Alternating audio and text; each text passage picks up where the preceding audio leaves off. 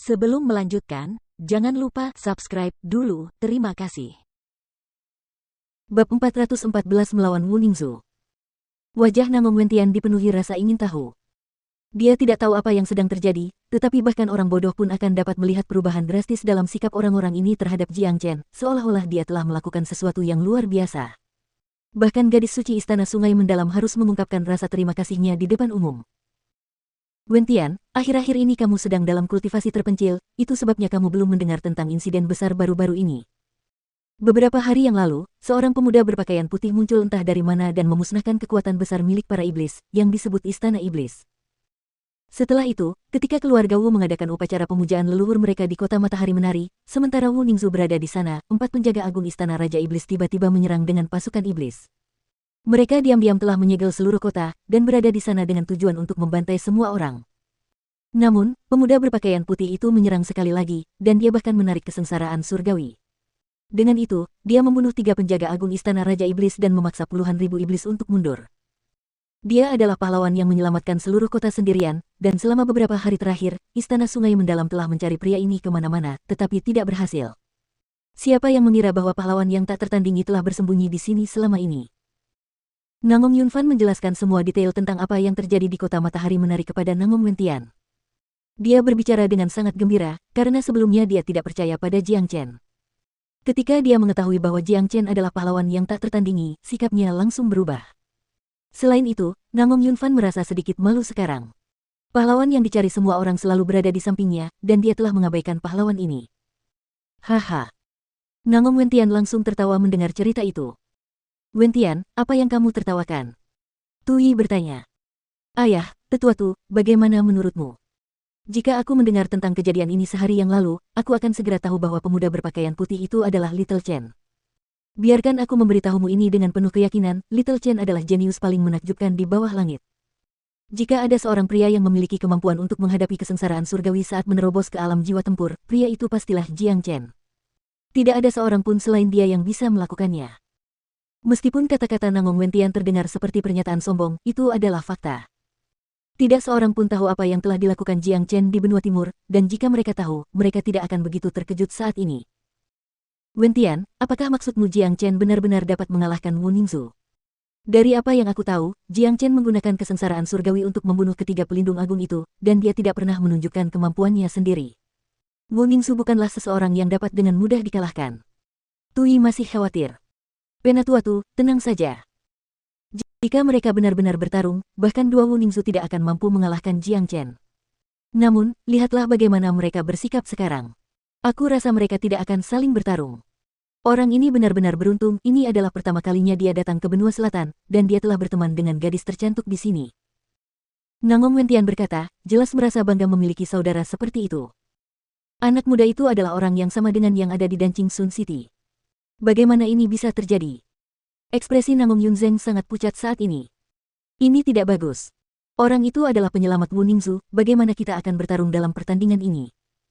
Pria-pria di sebelahnya pun merasa murung. Jangan khawatir, Master Istana Sungai Mendalamlah yang mengirim Wu Ningzu ke sini, dia pasti akan membantu kita. Kata Namong Yunzeng.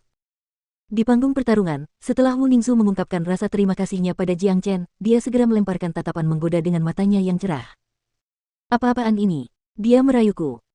Tatapan mata Wu Ningzu membuat Jiang Chen gemetar. Sepasang mata ini benar-benar dapat berbicara ke dalam hati seseorang. Dari segi kecantikan dan bentuk tubuh, Wu Ningzu sebanding dengan Yan Chengyu. Namun, dia memiliki penampilan yang menggoda sehingga para pria tidak dapat menahannya. Hehe, aku tidak pernah menyangka dermawanku masih sangat muda. Kakak perempuanmu benar-benar ingin mengucapkan terima kasih lagi atas apa yang telah kau lakukan.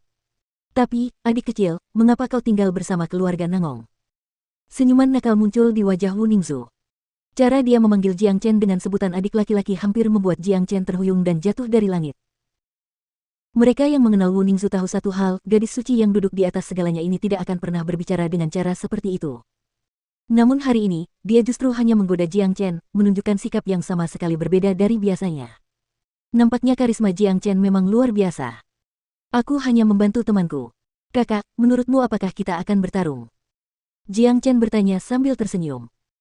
Meskipun kau telah menyelamatkan nyawa kakak perempuan, aku telah diberi perintah oleh kepala istana. Karena itu, aku harus bertarung apapun yang terjadi. Selain itu, kakak perempuan juga ingin tahu seberapa kuat seorang jenius tak tertandingi yang dapat menarik kesengsaraan surgawi saat menerobos ke alam jiwa tempur. Jika ingatanku benar, kau menggunakan petir kesengsaraan surgawi untuk membunuh ketiga pelindung agung istana Raja Iblis itu. Aku ingin kau menunjukkan kemampuanmu yang sebenarnya kepada kakak perempuan. Jangan khawatir, kakak perempuan akan sangat lembut padamu. Wu Ningxu kembali menatap Jiang Chen dengan tatapan menggoda. Sikapnya yang dingin tidak lagi sama seperti sebelumnya, tetapi malah menjadi banyak bicara setelah bertemu Jiang Chen. Sialan. Bajingan itu membuat Wu Ningxu berbicara begitu banyak, dan sepertinya dia senang. Gadis suci istana sungai mendalam selalu sombong, dia tidak pernah memberi perhatian pada pria manapun. Aku tidak pernah menyangka karakternya memiliki sisi seperti ini, menggambarkan sikap yang begitu menggoda. Aku benar-benar iri pada pria itu. Beruntung sekali dia. Namun, seluruh adegan ini membuatku ingin meninggalkan bekas sepatu besar di wajahnya. Itu namanya karisma, yang tidak kamu ketahui sama sekali. Tidak peduli seberapa murni citra yang digambarkan Wu Ningxu, dia tetaplah seorang gadis. Semua pria yang hadir iri pada Jiang Chen, karena mereka semua bermimpi menjadi orang yang membuat Wu Ningxu tersenyum. Baiklah, aku akan memanfaatkan kesempatan ini untuk melihat apakah kamu pantas atau tidak menyandang gelar jenius nomor 1 di benua selatan. Jiang Chen berkata dengan nada acuh tak acuh. Mirip dengan Wu Ningxu, dia tidak memiliki kesan buruk terhadap lawannya. Namun, setelah menerobos ke alam jiwa tempur, dia merasakan keinginan untuk melihat seberapa kuat jenius nomor 1 di benua selatan itu. Ini adalah pertarungan antara para jenius. Hanya seorang jenius yang dapat menarik perhatian jenius lainnya. Ayo, adik kecil. Wu Ningxu mengedipkan matanya dan menjentikkan jarinya, langsung melepaskan 7 bunga yang cemerlang. Bunga-bunga ini terbentuk sepenuhnya dari energi yuannya, dan mereka tampak sangat cantik. Pergi. Wu Ningxu berteriak sambil melemparkan ketujuh bunga itu ke arah Jiang Chen dengan gerakan berputar, menimbulkan angin kencang di sepanjang jalan. Setiap bunga membawa aromanya sendiri, dan sangat indah. Luar biasa. Jiang Chen tidak bisa tidak memuji serangan itu. Serangan ini tidak hanya sangat kuat, aroma yang dipancarkan dari bunga-bunga itu juga dapat membingungkan pikiran lawan, menyebabkan mereka tenggelam dalam mimpi indah, tidak dapat berkonsentrasi pada apa yang sedang terjadi. Dalam pertandingan seperti ini, kehilangan fokus sepersekian detik saja dapat berakibat fatal. Wu Ningxu memang lawan yang menakutkan, kesalahan sekecil apapun akan berakibat fatal.